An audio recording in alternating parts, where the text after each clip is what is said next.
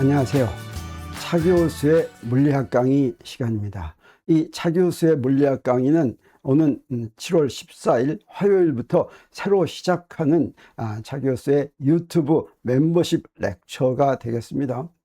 이 7월 14일 날 시작하는데 그 전에 사전 공개 강의가 3번 있는데 오늘 그 첫 번째 강의로 인간은 어떻게 자연의 이치를 깨닫게 되었을까 하는 제목으로 이야기합니다. 7월 14일 날 시작하는 물리학 강의에 대한 안내는 이 동영상에 나와 있습니다. 이 동영상에 대한 이제 링크는 여기 안내 보면 있으니까 혹시 관심 있으면 찾아보기 바랍니다. 이 차 교수의 물리학 강의는 16주 강의로 한 학기 동안에 보통 대학교에서 1년 동안 배우는 물리학 과정을 간단하게 그 중요 스토리를 따라가 보도록 그렇게 설계된 과목이라고 할 수 있습니다.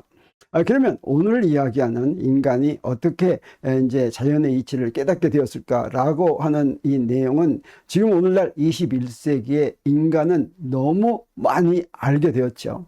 19세기까지만 하더라도 도저히 상상을 못했던 우주가 어떻게 만들어졌는가 하는 것까지 알아버렸습니다. 그리고 물질을 아는 도대체 어떻게 생겼는가 하는 것까지도 알게 되었죠. 자, 그런 일이 어떻게 가능했는가 하는 것을 이제 한번 따라가 보려고 하는 것입니다. 먼저 그래서 여러분한테 한번 퀴즈로부터 시작하겠습니다. 3000년 전 사람들은 자연에 돌아가는 이치를 알았을까? 이 자연이 돌아가는 이치가 알고 보니까 간단했습니다. 이 간단한 이치를 3000년 전 사람들은 알았을까 하는 것이 한번 상상해 보기 바랍니다.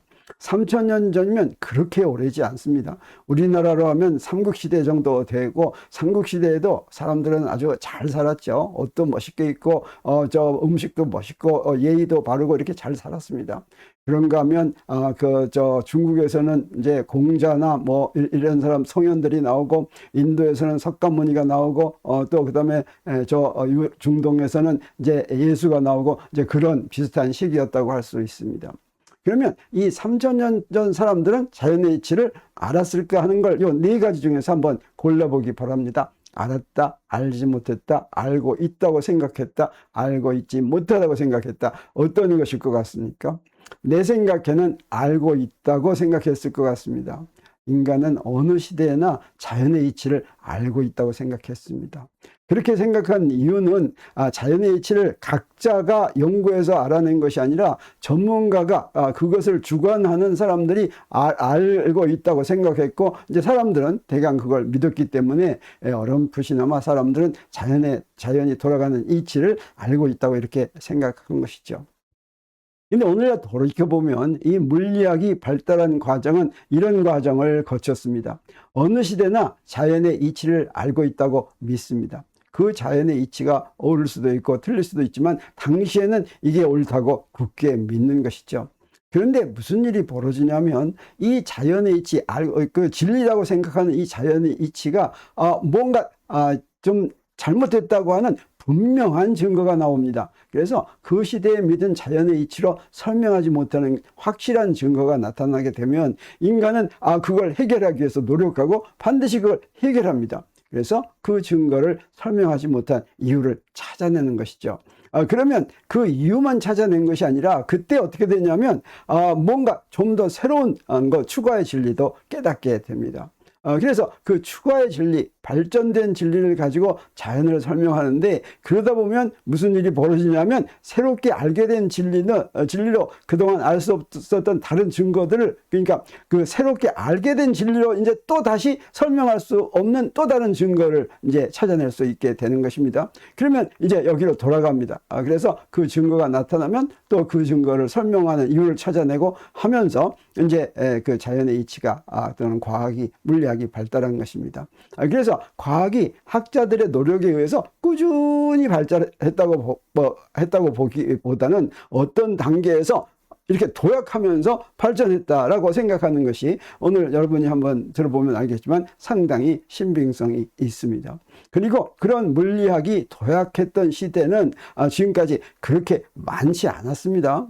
나는 이 세 가지로 봅니다. 하나는 뭐냐면 기원전 3세기, 그리고 17세기, 그리고 20세기. 그래서 기원전 3세기에 그 전에 믿었던 자연의 이치가 이제 뭔가 잘못되었다는 분명한 증거가 있어서 이때 한번 도약을 했고, 그리고 쭉 믿어오다가 17세기에 또 그런 일이 벌어지고, 또 쭉 믿어오다가 20세기에 이제 들어와서 또 벌어졌는데, 지금은 21세기인데 또 그런 증거가 이제 발견이 됐습니다. 그래서 나는 요게 이제 몇 년 전에 하던 이 강의에서는 21세기도 이제 그런 증거, 다시 말하면 이 증거는 뭐냐면 새로 우리가 알게 된 것을, 새로운 진리를 모를 때는 있는지조차도 모르던 그런 증거입니다. 그래서 물리학이 발달하면 그 발달한 그 진리 때문에 새로운 증거가 찾아지는데, 요 21세기에 새로 나온 증거가 여러분 잘 아는 다크 에너지와 다크 매터입니다. 이 다크 에너지와 다크 매터가 몇십 년 전에 나왔을 때 나는 이것도 이제 그동안 여기서 새로운 증거가 나오면 도약하는 데 걸린 시기가 점점 짧아졌기 때문에 이 문제도 이제 뭐 10년 이내에 이제 해결될 줄로 이렇게 생각했는데, 21세기에 그게 아직 깨끗하게 해결이 되지 못하고 그것 때문에 어떤 도약이 벌어지고 있지는 않습니다. 그래서 이건 지금 뭔가 좀 의문부호로 남아있는 그런 얘기가 되는데, 그러면 오늘은 지금 어디까지 얘기하려고 하냐면 요 20세기가 되기 전까지 이렇게 얘기하려고 합니다. 그런데 이런 일들이 어디에서 벌어졌냐면 서양에서 벌어졌습니다. 그러면 동양에서는 어땠을까? 동양에서 고대 중국에서 믿었던 자연이 돌아가는 이치를 한번 보겠습니다. 이건 여러분도 잘 알겠지만 바로 음양오행설이 되겠습니다. 이 음양오행설은 이제 신화로 내려오기는 어떻게 하냐면 중국 고대 신화에 등장하는 제왕 복희가 만든 음양설과 기원전 2000년경에 하의 우가 발안한 오행설이 합쳐진 것이다 라는 식으로 전해져 내려오는 것이죠. 꼭 이런 사람들이 직접 이거를 만들었다기보다는 이제 이 음양오행설이 이렇게 된 것이다 라고 하는 어쩌면 전설이나 신화처럼 내려오는 것일지도 모릅니다. 그리고 이게 제대로 규격을 갖춰서 설명된 것은 어느 정도냐면 기원전 3세기경 제국시대 제나라 취연이 이 음양오행설을 정리했다라고 하죠. 그래서 이 음양오행설로부터 이제 발전하게 됩니다. 근데 서양에서는 어땠느냐? 서양에서도 기원전 3세기에 이제 새로운 그런 도약이 발전합니다. 그러면 먼저 고대 그리스로 가보겠습니다.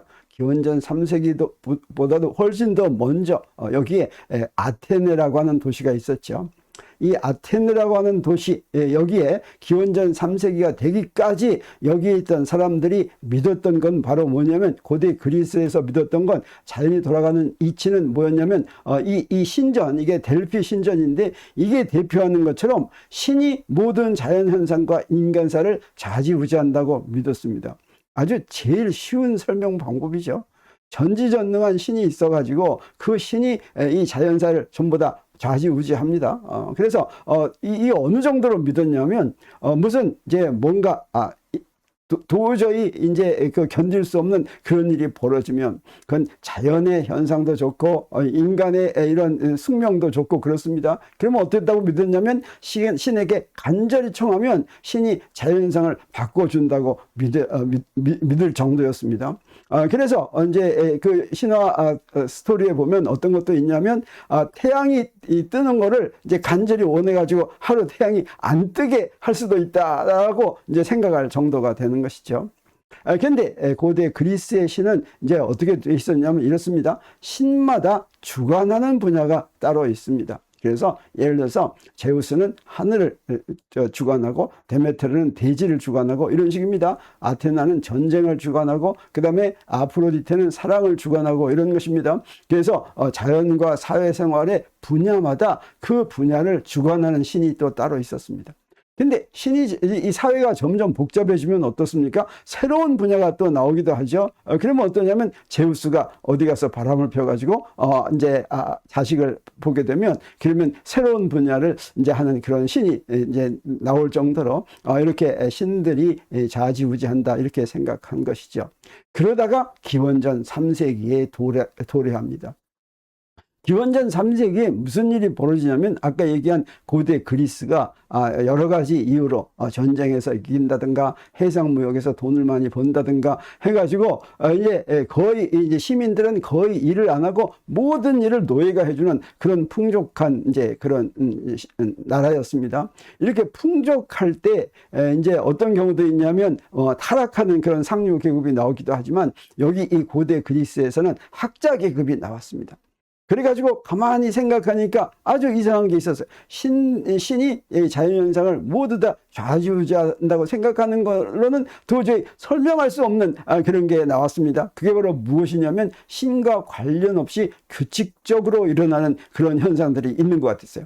그러면 그건 아마 신과 관계없이 규칙적으로 일어나면 그러면 거기에는 어떤 법칙이 있지 않을까.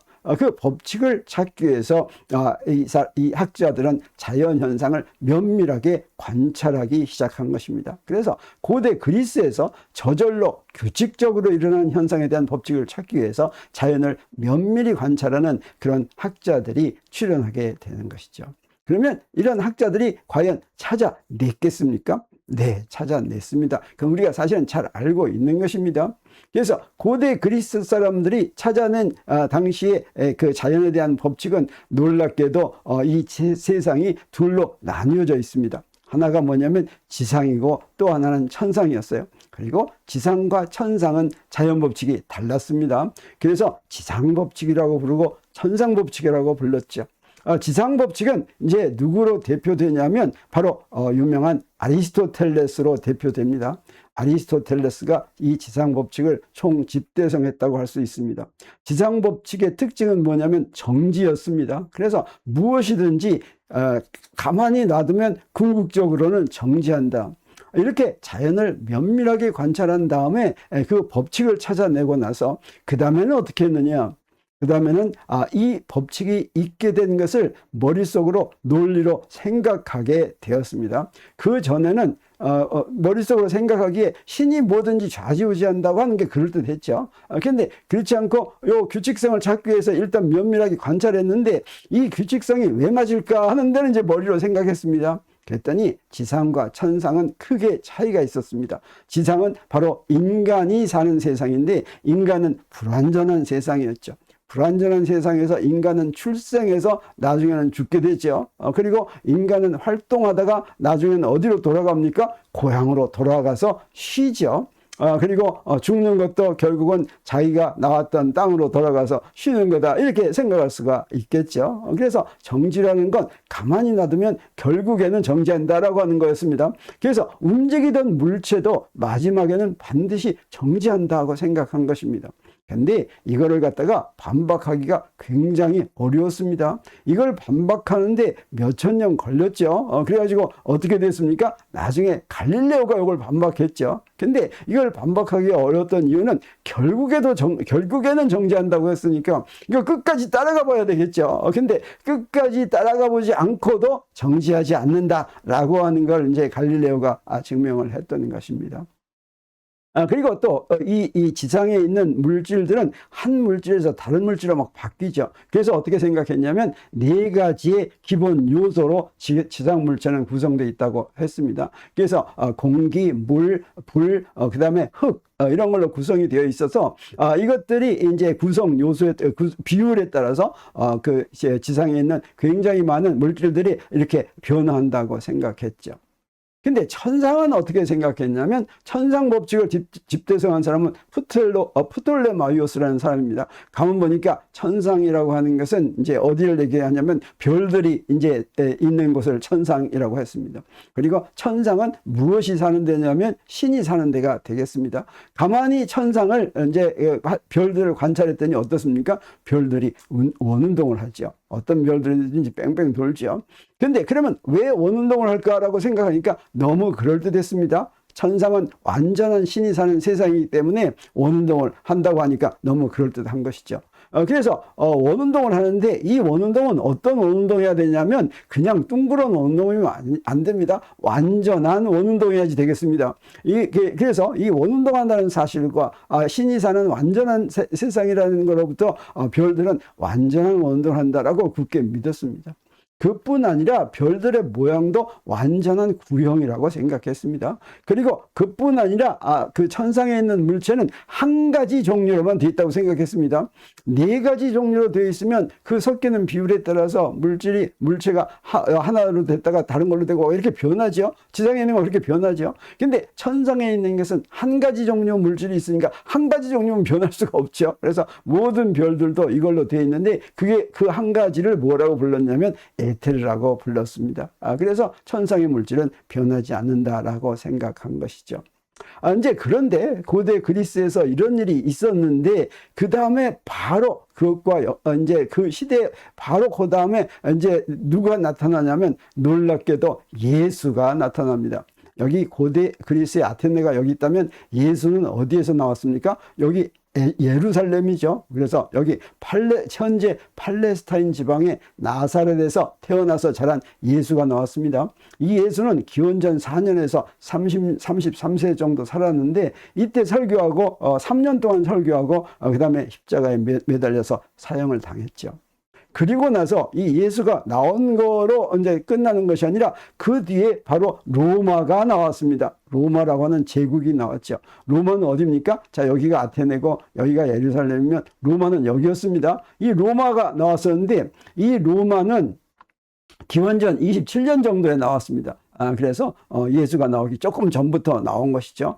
그리고 이 로마가 큰 제국을 이뤘죠. 여기 지금 초록색으로 표시된 이게 바로 전성기의 로마 제국의 영토인데 이게 395년에 동서로마로 분열됩니다. 그때까지는 이렇게 큰 영토를 이제 하고 있었죠. 그런데 어떻습니까? 이 로마는 큰 영토를 아는 그런 제국이었기 때문에 황제가 마치 신처럼 그렇게 이제 행동한 것이죠. 근데 이때 예수를 믿는 그 종교가 아주 들불처럼 이제 퍼졌습니다. 그리고 로마에 있는 상류 사람들도 그 기독교를 이제 믿기 시작했죠. 그래서 처음에는 박해를 했지만 그 박해가 계속해서 하지 못하고 313년에 로마의 콘스탄티누스 1세가 밀라노 칙령을 내렸습니다. 이게 바로 무엇이냐면 기독교 박해를 중지하라는 칙령이었습니다. 그리고 392년은 로마 제국 전역에서 기독교를 국교로 채택하는 것이죠. 지금 이런 얘기를 하는 것은 이것이 바로 서양에서 과학이 발달하는데 물리학이 발달하는데 굉장히 큰 이제 그 영향을 줬기 때문에 그렇습니다. 그래서 이렇게 로마가 기독교를 국교로 채택한 다음에 이 로마가 서양 전체를 지배하게 되면서 어떤 영향이 있었냐면 이런 영향이 있었습니다. 로마 제국 이후 중세 기간 동안에 기독교의 영향으로 바로 이런 일이 벌어졌습니다. 기독교란 어떤 종교입니까? 기독교는 우주를 창조한 유일신을 믿는 종교죠.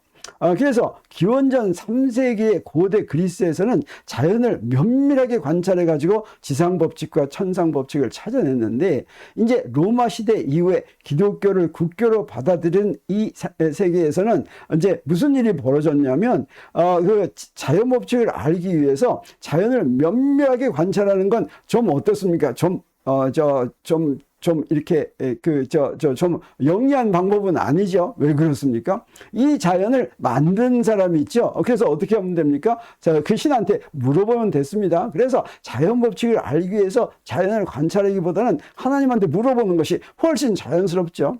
여기 시계가 하나 있는데 시계가 어떻게 돌아가는지를 알기 위해서 그걸 일일이 뜯어가지고 알아내는 것보다는 그 시계 제조 회사에 가가지고 설계도를 내놓으라고 하는 게 훨씬 좋죠. 그래서 자연을 면밀하게 관찰하는 그런 과학의 발달은 이제 여기서 조금 주춤하게 되게 되는 것입니다.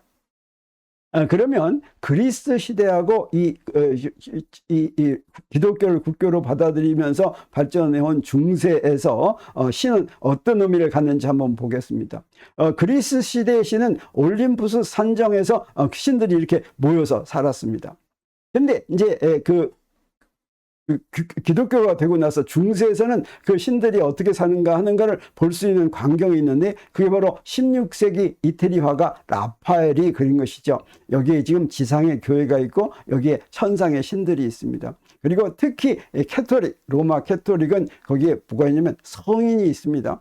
성인들은 이제 죽어서 바로 천당 가게 천당으로 가는 걸 확실하게 알 수 있는 사람들이 바로 성인이고, 바로 성인들이 여기에 이제 하느님하고 같이 모여서 이렇게 지내고 있는 게, 이게 이제 당시 이제 천당, 그 하늘 세계 천상의 그런 생각이었던 것이죠.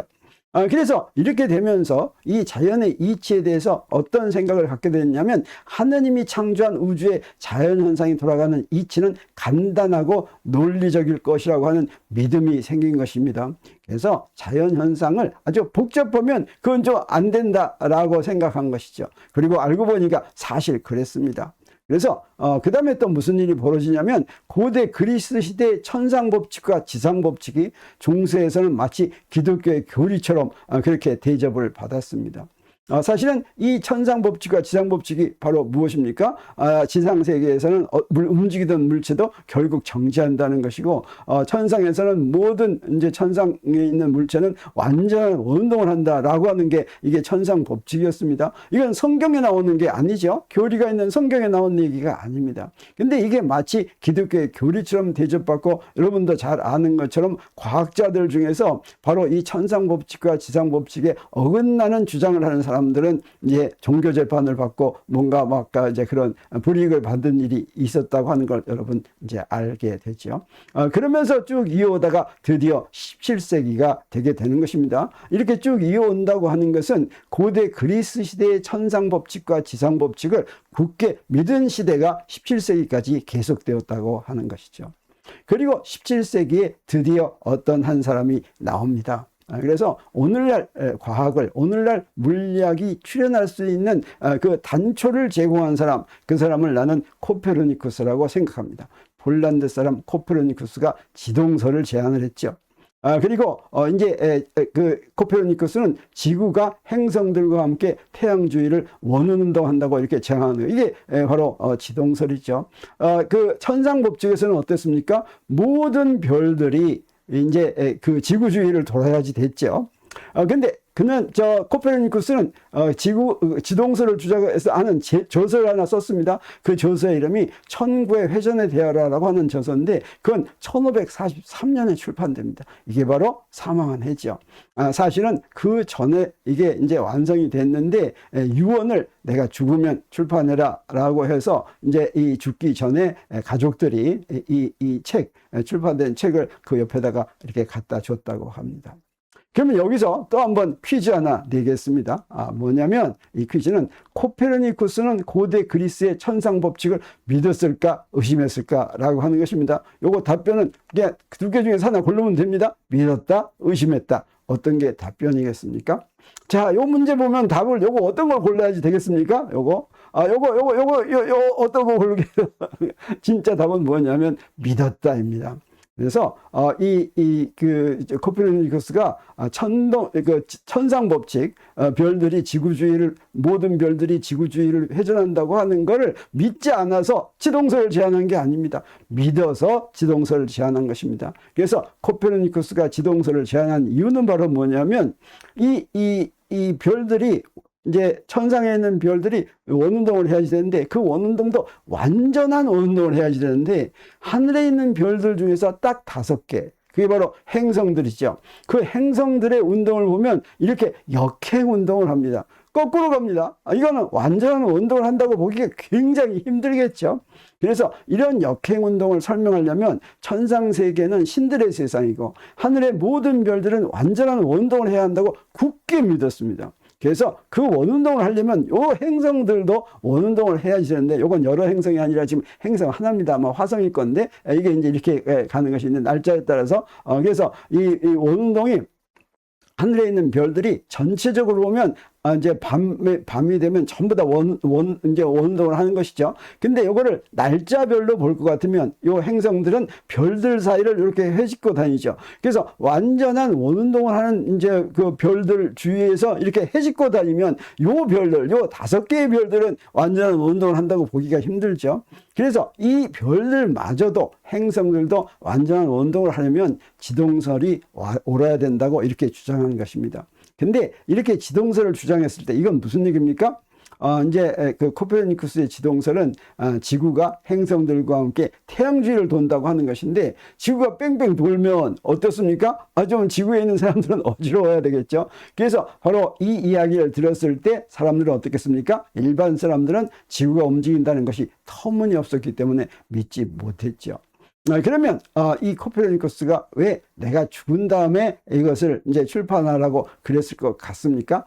많은 사람들이 이걸 간단하게 생각하면 이거 종교의 박해를 받지 않으려고 그랬다고 할 수도 있지만, 사실은 이 당시에 가장 이제 그 학문을 이제 하는 사람들은 전부 다 교회의 높은 지위에 있는 사람들이었습니다. 그리고 이 지동설을 상당히 이제 지지하는 사람들도 교회에 있는 사람들이 더 많았습니다. 근데 지구가 움직인다고 하는 터무니없는 말을 하면 오히려 일반 사람들이 미쳤다고 할까봐, 그래서 오히려 이 발표를 자기가 죽은 다음에 하라고 했다고 해석하는 역사학자들도 있습니다.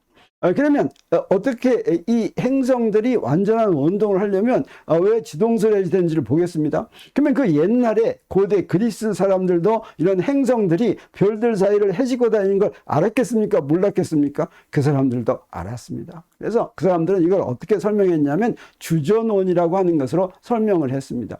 여기에 지구가 있고 행성이 있는데, 이 행성이 원운동을 하는 것이 아니라, 행성은 어떠냐면 이 원운동하는 것 주위를 또 원운동한다라고 하는 겁니다. 이거 저 완전한 원만 있는 것이죠. 그래서 완전한 원운동하는 중심 주위를 완전한 운동하면 이렇게 역행운동이 가능하다고 하는 걸 알 수 있는데, 이렇게 행성의 운동을 주전원으로 설명하려니까 행성에 대한 관찰 자료가 쌓이면 쌓일수록 이 주전원이 하나 가지고는 설명을 못하고 주전원이 여러 개로 늘어서 심지어는 주전원이 한 20개까지 이렇게 됐다고 합니다.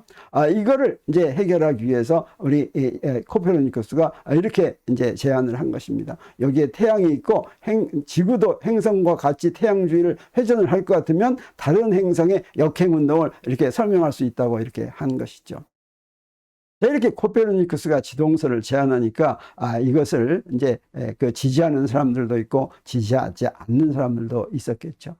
지지하지 않는 사람들 중에서 덴마크의 유명한 천문학자 브라헤가 있었습니다. 브라헤는 천체 관찰을 하는데 아주 굉장한 능력을 가지고 있었습니다. 당시에 망원경이 이미 나와 있었지만 망원경을 이용하지 않고 맨눈 가지고 천구에 있는 별의 위치를 지정하는 그런 몇 가지 도구를 이용해서 별의 위치를 정확하게 이렇게 측정을 했습니다. 그래서 이 지동설에 반대하고 20년 동안 직접 행성의 운동을 측정해서 기록을 했습니다. 이 기록은 오늘날까지 남아있는데 굉장히 중요한 자료가 되는 것이죠. 이 15세기, 16세기에 행성들이 어떻게 움직였는가 하는 걸 아는 건 굉장히 중요하겠죠. 그래서 이 브라헤가 측정해 놓은 걸 오늘날 알고 있는 이제 그 과학 지식으로 그 당시에 행성들의 움직임을 비교할 것 같으면 이렇게 잘 맞습니다. 이건 오늘날 계산한 것인데, 브라헤가 계산한 것은 요거 지금 만약 화성을 계산한 것이죠. 이렇게 아주 잘 맞게 정확하게 맨눈으로도 잘 이렇게 관찰했다고 하는 것이죠.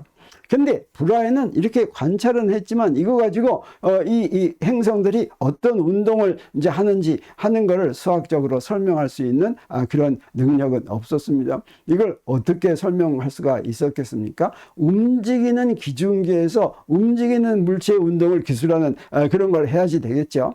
그래서 이때 이걸 할 수 있는 사람이 누구였냐면 독일의 케플러라고 하는 사람이었습니다. 그래서 당시에 독일의 케플러는 천재로 아주 천재 수학자로 이렇게 나타나는 사람이었죠. 그래서 1609년에 브라헤의 자료를 이제 브라헤가 이 죽기 전에 그 케플러한테 자기 자료를 전부 넘겨줬습니다. 그래서 이 자료를 분석해서 드디어 행성들의 궤도가 타원이라는 제1법칙을 발표합니다. 그래서 모든 행성들의 그 기록을 봐가지고 규칙성을 찾아내는 것이죠. 이런 걸 경험법칙이라고 합니다. 관찰된 자료의 규칙성. 그랬더니 봤더니 행성들은 이렇게 타원을 그리면서 돈다고 하는 거 했는데, 이거 재밌으니까 이런 규칙성을 여러 개 찾아냈습니다. 케플러는 행성들의 운동에 대해서 브라헤의 자료를 분석해서 3가지를 찾아냈죠. 첫 번째가 태양 중심으로 행성들은 타원 궤도를 돈다라고 하는 거였습니다. 두 번째는 뭐였냐면 면적 속도 법칙이었습니다. 여러분, 이건 고등학교에서도 그러고 대학교에서도 그러고 이제 물리나 배우면 많이 배운 내용이죠. 바로 이런 거였어요. 면적 속도 법칙은 여기에 태양이 있고 행성이 있다면 같은 기간 동안에 A에서 B 가고 C에서 D 가는 동안에 기간이 같으면 요 반지름이 쓸고 가는 면적이 같다고 하는 것이죠. 그 얘기는 무슨 얘기가 되겠습니까? 멀면 여기 조금 가야지, 그 다음에 짧으면 많이 가야 되겠죠. 그래서 태양에서 먼 곳에서는 행성이 빨리 움직이고 태양에서 가까운 것은 행성이 천천히 움직인다는 거나 마찬가지가 되겠습니다. 그래서 이런 두 번째 면적 속도 법칙을 이제 발표했습니다. 얼마나 재밌었겠습니까? 그 무수히 많은 자료들을 분석해 가지고 이런 규칙성을 찾아내니까 아주 재밌었겠죠. 세 번째 법칙이 또 나옵니다. 근데 이제 그 케플러는 이 세 번째 법칙을 제일 자랑스럽게 생각했는데, 첫 번째 법칙과 두 번째 법칙은 행성 하나하나에 대한 법칙이라면 세 번째 법칙은 행성 전체에 대한 법칙입니다. 그래서 행성의 일년하고 그 다음에 그 태양에서 행성까지의 거리하고를 비교했습니다. 그래서 행성의 1년의 제곱하고 그 다음에 그 반지름의 세제곱하고를 이제 여기다 쭉 썼습니다. 그래서 반지름 가까운 데서부터 여기 지구가 있고 여기는 금성이 있고 여기는 화성이 있고 여기는 뭐 목성이 있고 이렇게 있겠죠. 그래서 여기에 반지름의 세제곱을 하고 여기에 주기의 제곱을 해서 짝짝짝짝 그렸더니 여기에 직선을 그렸습니다. 이 얘기는 무슨 얘기입니까? 주기의 제곱이 반지름의 세제곱에 비례한다라고 하는 거죠. 그래서 모든 행성들이 여기에 쫙 들어맞으니까 어떻습니까? 너무 기분이 좋겠죠. 그래서 이 법칙을 제3법칙을 아주 자랑스러워했다고 이제 하겠습니다. 그러면 코페르니쿠스하고 케플러를 한번 우리 비교해 보겠습니다. 코페르니쿠스하고 케플러가 이렇게 있는데 16세기에 코페르니쿠스의 지동설이 나왔고 17세기에 케플러의 행성 운동에 대한 법칙이 나왔죠. 근데 16세기에 코페르니쿠스가 지동설을 제안했다고 할 때는 어떻다고 그랬습니까? 일반 사람들은 아무도 믿지 않았다고 했죠. 근데 17세기입니다. 11세기에 케플러가 행성의 운동에 대한 세 가지 법칙, 이거 발표했을 때 사람들이 어땠을 것 같습니까? 이걸 갖다가 의심하는 사람은 거의 없었습니다. 왜 그렇습니까? 불화해 아주 정확한 자료에 근거한 것이었기 때문이죠. 그래서 아무도 의심하지 않았습니다. 근데 이때 이제 문제가 해결됐다고 사람들이 생각했겠습니까?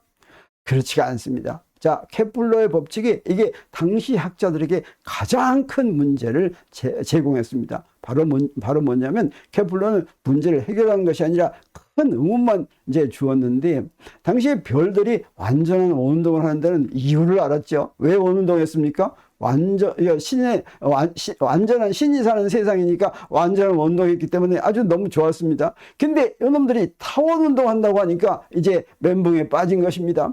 행성들은 도대체 왜 타원 궤도를 그리는가, 타원 궤도를 그리면서 회전하는가, 이것을 해결해야 될 문제가 이렇게 대두되는 것이죠. 내가 아까 처음에 시작할 때 얘기했던 게 그것입니다. 당시에 믿었던 이치가 있는데, 굳게 믿었던 이치가 있는데, 그 굳게 믿었던 이치하고 정반대되는 그런 결과가 나오면 사람들은 이제 머리를 싸매고 고민하게 되는 것이죠. 그래서 이때 유럽에서도 과학자들이 큰 상금을 내걸고 요 문제를 좀 해결하라 막 이러고 이제 난리 났었습니다. 그리고 혜성처럼 등장한 사람이 바로 누구였냐면 우리가 잘 아는 뉴턴입니다. 뉴턴이 프린키피아라고 하는 저서를 1687년에 이제 제출했는데, 이 저서에서 이제 바로 그 행성들이 타원 궤도를 움직이는 원인을 찾아냅니다. 자, 그래서 우리 코페르니쿠스가 지동설에 대한 책을 발표한 때가 언제입니까? 1543년이었죠. 그리고 케플러 법칙이 나온 게 언제입니까? 1609년이었죠. 그리고 이 프린키피아가 나온 게 1687년입니다. 그래서 거의 150년 정도 걸려서 코페르니쿠스가 지동설을 제안한 지 150년 만에 문제가 해결되었다고 할 수가 있겠습니다. 이 안에는 뭐가 들어있냐면 우리가 잘 아는 만일력 법칙이 들어있습니다. 또 무엇이 들어있냐면 운동 법칙이 들어있습니다. 이 두 가지를 이용할 것 같으면 그러면 행성들이 타원 궤도를 그리면서 돈다는 것은 물론 행성들이 면적 속도 법칙을 만족한다는 것과 그 다음에 그 제3법칙 행성들의 주기의 제곱이 반지름의 세제곱에 비례한다는 것까지 전부 다 여기서 수학적인 결과로 이렇게 나오게 되는 것이죠. 그래서 요거 문제가 이렇게 해결된 것이다 라고 하는 것입니다. 그러면 뉴턴의 만일력 법칙이라고 하는 건 뭐냐면 이 만일력 법칙을 찾아내기도 굉장히 어려웠습니다. 17세기까지는 어땠냐면 접촉하지 않는 물체 사이에 힘이 작용한다는 건 상상할 수가 없었습니다. 힘은 어떻습니까? 맞아야지 아프죠. 저기서 맞지 않고 저기 있는데 이렇게 하면 어떤 거냐? 그거는 사탄, 마귀의 작용이라고 생각했습니다. 그건 아주 전혀 안 될 거죠. 그래서 당시에 어떤 게 있었냐면 자석이 있었습니다. 그래서 중세에서는 심지어 어떤 게 자석에는 그 속에 마귀가 사탄이 들어있다고 생각하던 시기도 있었습니다.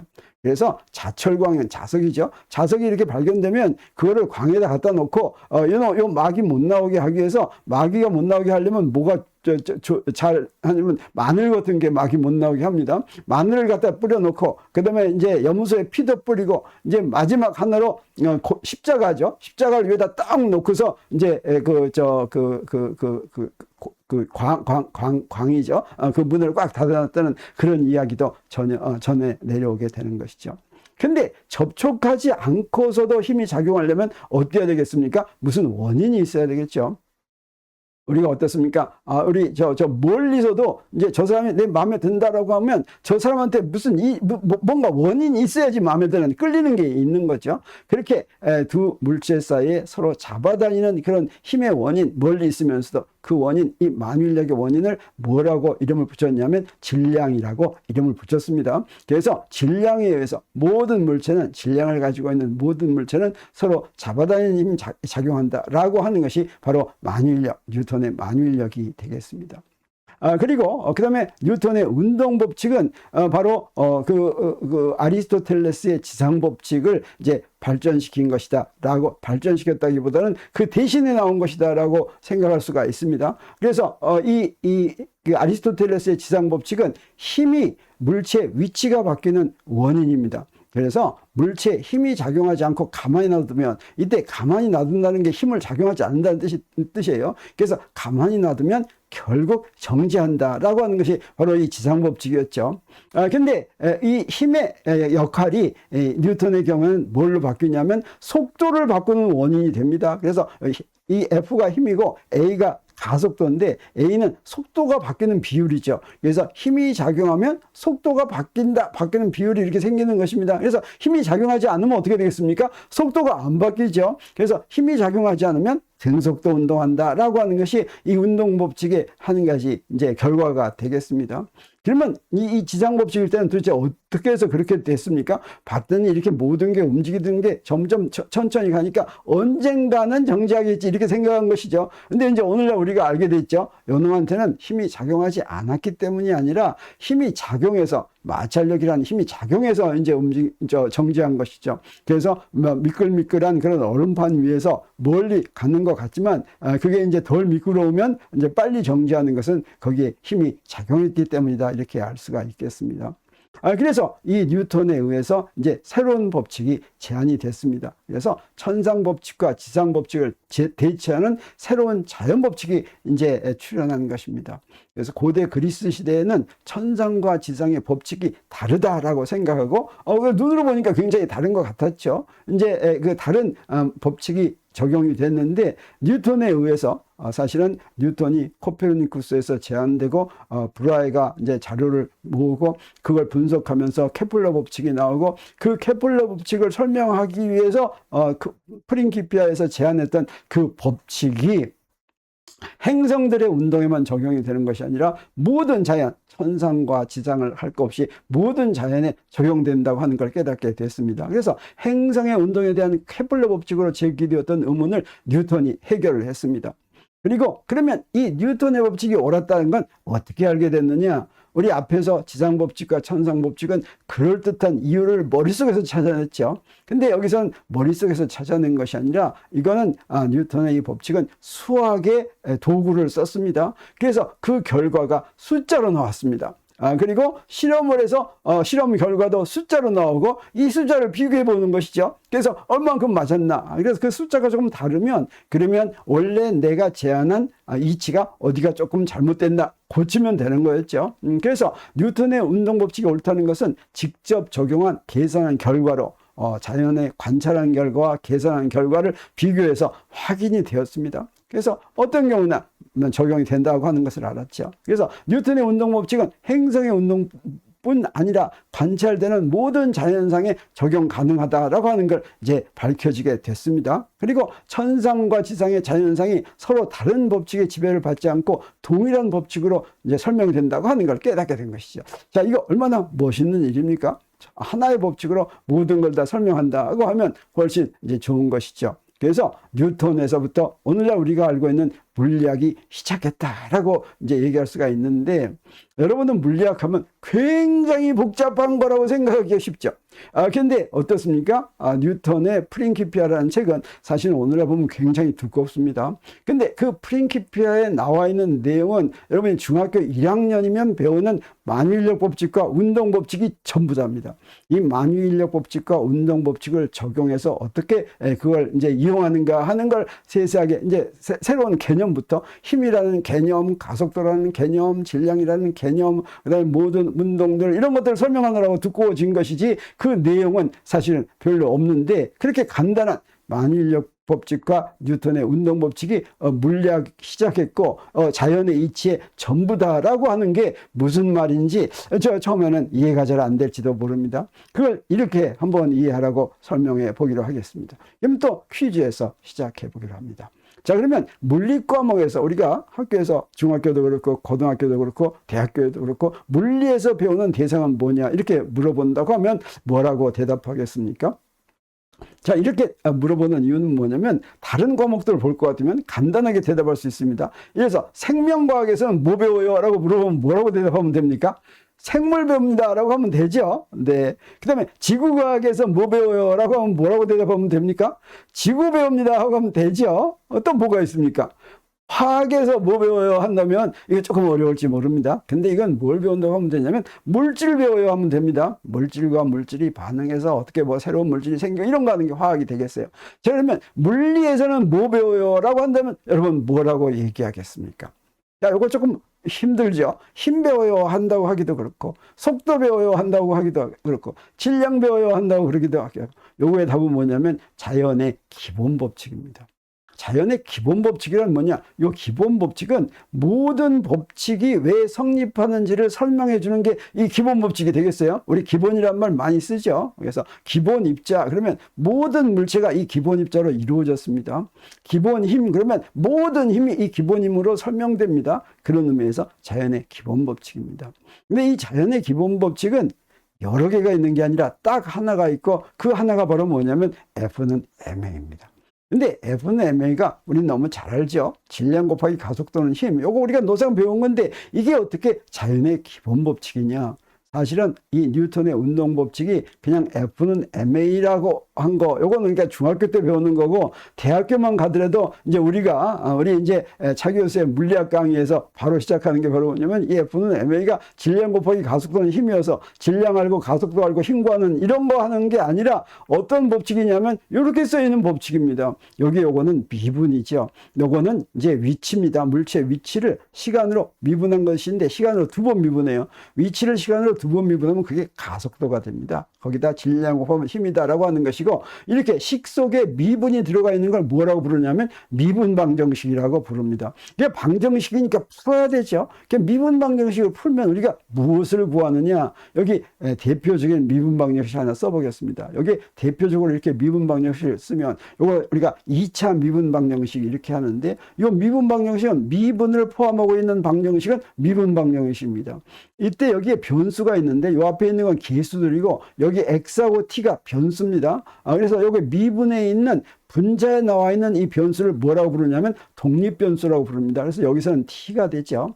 그 다음에 요 분모에 있는 변수를 뭐라고 부르냐면 종속변수라고 부릅니다. 여기서는 x가 되죠. 그래서 독립변수란 마음대로 변할 수 있는 것이고, 그 변하는 독립변수에 의해서 결정되는 게 종속변수가 되겠어요. 그래서 이렇게 미분방정식이 이렇게 있다면 이 미분방정식의 풀이는 뭘 구하는 거냐면 종속 변수를 독립 변수의 함수로 구하는 게 이게 바로 미분방정식의 풀입니다. 그래서 우리 그냥 2차 방정식 하면 ax제곱 더하기 bx 더하기 c는 0 했을 때 x는 얼마에서 미지수를 구하는 거죠. 근데 미분방정식은 풀면 여기에 종속 변수를, 분자에 나오는 변수를 분모에 나오는 변수의 함수로 구하는 거, 이게 바로 풀인데, 뉴턴의 운동방정식은 어떻습니까? 이거 미분방정식인데 여기 요거 어떻습니까? x가 t 함수를 이렇게 구해야지 되겠죠. 근데 이 x는 뭐라고 그랬습니까? 물체 위치라고 했습니다. t는 뭐냐면 시간입니다. 그래서 t가 얼마일 때 위치가 어딘지 하는 걸 이거 풀면 구한다라고 하는 뜻이에요.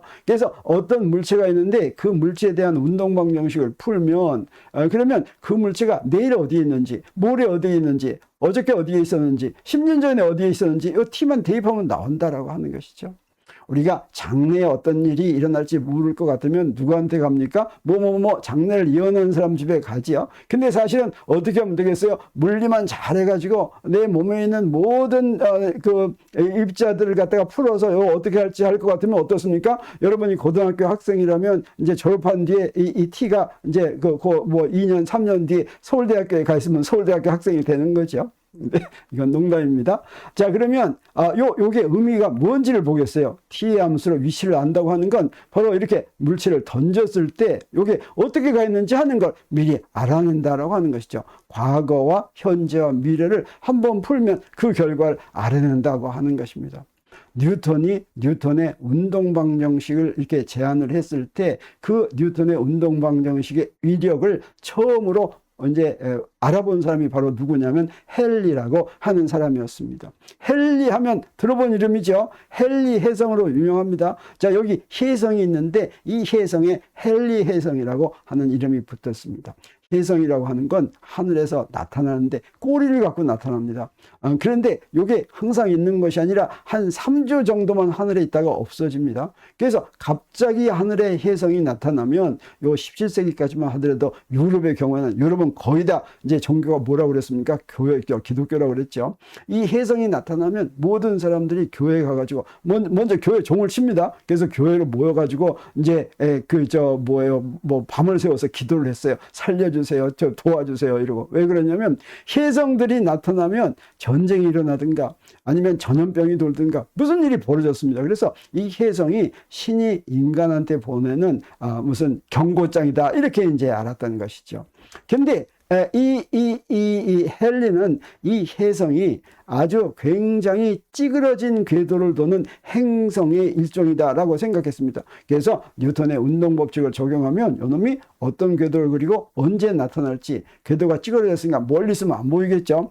보일 정도가 되면 어떻게 될지 하는 걸 예언을 해가지고 요 혜성들이 나타나는 게 되게 70년 만에 한 번씩 주기로 나타나는데 다음번 혜성이 언제 나타날지 하는 걸 계산을 했습니다. 그래서 그 다음번 혜성이 나타날 때를 예언을 했습니다. 근데 그 예언한 것보다 헨리가 먼저 죽기는 했습니다. 근데 그 예언한 날짜와 위치에서 나타났겠습니까? 안 나타났겠습니까?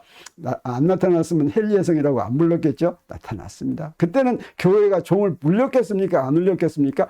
안 울렸겠죠. 그래서 혜성이라고 하는 거 뭐였냐면 여기 이렇게 행성들이 있다면 이렇게 아주 궤도가 찌그러진 이런 행성 중에 하나였다라고 하는 것을 이제 알게 됐고, 이게 바로 뉴턴의 운동방정식의 위력이다라고 하는 뜻이 되겠습니다. 그래서 이렇게 정리할 수가 있겠습니다. 기원전 3세기에서는 어땠습니까? 모든 자연현상은 신들에 의해서 좌지우지된다고 그때까지는 굳게 믿었습니다. 그래서 사람들이 무슨 일만 생기면 우리 신전에 가가지고 하소연을 했죠. 그래서 심지어 태양이 하루쯤 정지해달라고 부탁할 정도가 됐었죠. 그런데 신과는 전혀 상관없이 규칙적으로 일어나는 자연현상으로부터 천상법칙과 지상법칙을 찾아냅니다. 이건 바로 무엇입니까? 천상은 원운동을 하고 지상은 결국 정지한다는 것이죠. 이것을 이제 쭉 몇천 년 동안 계속 이걸 굳게 믿었습니다. 그렇게 굳게 믿다가 17세기에 와서 어땠습니까? 천상에 속한 물체는 완전한 운동을 해야 된다고 굳게 믿었는데, 이 굳게 믿은 데서부터 우리 코페르니쿠스의 제안이 있었죠. 그래서 겉으로는 원운동을 하지 않는 것처럼 보이는 행성의 운동을 설명하다가 새로운 자연법칙을 찾아내는 것이 17세기였습니다. 이렇게 해서 찾아낸 새로운 자연법칙의 특징은 바로 뭐였냐면 자연법칙을 수식으로 표현한다고 하는 것이었죠. 그리고 아까도 얘기했지만 실험으로 구한 숫자하고 이론으로 구한 숫자를 비교할 것 같으면 자연법칙의 성립 여부를 바로 확인할 수가 있었습니다. 그리고 또 하나는 뭐냐면 수학을 이용해서 숫자를 이용하기 때문에 다르게 해석할 이유가 없습니다. 누구나 다 똑같이 해석합니다. 그래서 누구나 자연법칙을 동일한 내용으로 이해한다고 하는 것이죠. 그리고 그렇게 되니까 어떻게 됩니까? 한 번 어떤 사람이 해놓으면 그거 또 한 번 반복하지 않고도 그 위에 또 쌓을 수가 있죠. 그래서 똑같은 작업을 반복하지 않고 앞 사람이 이런 업적 위에 다른 업적을 보탤 수가 있는 것이죠. 근데 이제 우리 옛날 보면 계속해서 천자문 외워야지 되고 무슨 명시보가 외워야지 되고 논어 외워야지 되고 공자 외워야지 되고 계속해서 똑같은 걸 외운 다음에 또 조금 가다가 또 처음부터 다시 외우고 하는 거하고는 관계없이 이렇게 쌓을 수가 있었습니다. 그래서 무슨 일이 벌어졌습니까? 300년이라는 짧은 기간 동안에 물리학이 비약적으로 발전하는 그런 성과를 얻을 수가 있었습니다. 자, 이건 서양에서 이런 일이 벌어졌는데 우리 동양에서는 어땠다고 그랬습니까? 똑같은 기원전 3세기에 서양에서는 신들이 모든 자연이나 인간사를 좌지우지한다고 했죠. 그런데 동양에서는 어땠습니까? 음양오행설이 모든 걸 결정한다고 그랬습니다. 그리고 17세기에 대해서는 어떻게 됐겠습니까? 뭐가 좀 발전을 했겠습니까? 이 음양오행설이 발전을 했습니다. 근데 음양오행설은 뭐가 하나 잘못돼 가지고 이거에 패러다임을 확 바꿀 수 있는 그런 건 없었고 점점 더 정밀하게 맞는 겁니다. 그래서 17세기에 보니까 음양오행설이 엄청 정교해졌습니다. 그래서 음양오행설이라는 건 모든 현상이나 모든 대상한테 음양오행의 그걸 이렇게 부여를 했죠. 그래서 서로 맞는 것들은 화하고 안 되는 것들은 멀리 가고 뭐 어쩌고 하는 이런 것들입니다. 굉장히 많습니다. 그래서 우리 이제 사람으로 한다면 인체의 모든 부분이 뭐 나무에 그걸 띄고 있는 거, 뭘 띄고 있는 거, 이런 게 잔뜩 있어가지고, 그거가 서로 어떤 건 서로 화합하고 어떤 건 서로 더 밀치고, 그래서 사람과 사람의 관계도 그러고, 모든 걸 이렇게 이걸로 설명을 했습니다. 그게 얼핏 보기에 굉장히 잘 설명되는 것 같았고, 이게 굉장히 더 정교해지면서 발달을 한 것이죠. 근데 이놈은 어떤 결과를 갖냐? 자연법칙을 수식으로 표현하지는 못했습니다. 그래서 사람마다 다르게 해석하기도 했습니다. 그래서 이 사람은 이렇게 저 사람은 저렇게 해석할 수가 있었습니다. 그리고 성립 여부는 주관적이고 추상적이었죠. 그래서 개인별로 깨달음에 의해서 성취를 해야지 됐기 때문에 이건 어떻습니까? 원자 내부 세계나 우주에 대한 이해도, 이거 원자 내부 세계와 우주에 대한 이해도, 이건 정말 이제 이 음양오행설은 아무리 발전해도 여기에 도달하지 못할 것 같은 그런 일이 이제 벌어지는 것이죠. 그렇게 해서 19세기 말까지 물리학이 발전했습니다. 그래서 19세기 말에는 사람들이 어떻게 생각했냐면 어땠습니까? 자연의 이치가 굉장히 간단하죠. 그리고 이 자연의 이치를 적용을 해봤더니 맞지 않는 게 없었습니다. 그래서 모든 걸 다 맞춰보는데 아직도 안 맞춰보고 확인하지 않은 게 몇 개 있었지만 19세기 말에는 어떻게 생각했느냐? 인간이 자연을 정복했다, 이렇게 생각했습니다. 당시 알고 있던 물리학으로 자연현상은 무엇이든지 다 설명할 수 있다라고 생각했습니다. 여기에 유명한 사람이 있습니다. 켈빈이라고 하는 사람. 켈빈은 절대온도 단위하는 사람이죠. 유명한 사람이죠. 이걸 윌리엄 톰슨인데 켈빈 경 이렇게 부르는 영국 사람입니다. 이게 19세기 말에 19세기에 가장 이제 뛰어난 영국의 물리학자다라고 할 수 있는데 이 절대온도 단위로 널리 알려진 19세기를 대표하는 물리학자 중에 하나입니다. 그래서 이 19세기 물리학 현황을 잘 대변으로 알려진 켈빈 경의 강연이 있었습니다. 강연은 어디서 한 것이냐면 강연 제목은 19th Century Clouds of the Dynamical Theory of Heat and Light. 그래서 이건 이제 물리가 모든 걸 다 설명하는데 성공했다. 근데 거기에 마치 밝은 청명한 하늘에 구름이 있는 것처럼 해결되지 않는 문제가 한두 문제 있는데 그것도 결국 해결될 것이다 라고 한 것입니다. 이게 1900년 4월 27일 영국 왕립연구소에서 한 강연인데 이 영국 왕립연구소는 그 전 18세기부터 거기서 이제 학자들이 당시에 새로운 과학이 나온 것을 일반 대중에게 전파하기 위해서 거기서 이제 강연도 하고 하는 것으로 유명한 그런 것입니다. 여기서 이제 강연을 한 것이죠. 그래서 당시 물리학은 거의 완성 단계라고 평가하고 당시에 해결되지 않은 흑체 복사나 에테르 존재 이 두 문제는 마치 맑은 하늘의 구름과 같다고 이렇게 비교를 했는데 이게 이제 무슨 일이 벌어지냐면 앞으로 내가 이제 사전 공개 강의 2번에 걸쳐서 이제 다룰 내용입니다. 이 흑체 복사 문제 요거는 이제 미세계로 이르게 하는 그런 길이 됩니다. 요 에테르 존재 요거는 이제 상대성 이론에 이르게 됩니다. 그래서 미세계를 다루게 되는 양자역학은 물질의 구조와 성질을 잘 이해할 수가 있게 됐고, 상대성 이론은 발전을 해서 우주가 어떻게 만들어졌는가 하는 우주론에까지 이르게 되는 것이죠. 그래서 다음 이어질 2번의 강의를 이제 예고합니다. 공개 강의입니다. 그래서 7월 7일 화요일에는 인간은 어떻게 미세계를 이해하게 됐을까 하는 이야기를 하고, 7월 9일에는 인간은 어떻게 우주를 이해하게 됐을까 하는 얘기를 하겠습니다. 그리고 7월 14일부터 물리학 강의 이제 본 강의를 시작하겠습니다. 이 본 강의는 사전 강의가 아니라 수강 신청을 한 사람들과 우리 이제 토의하면서 그런 강의를 진행하게 되겠습니다. 오늘 강의는 여기서 마칩니다. 감사합니다.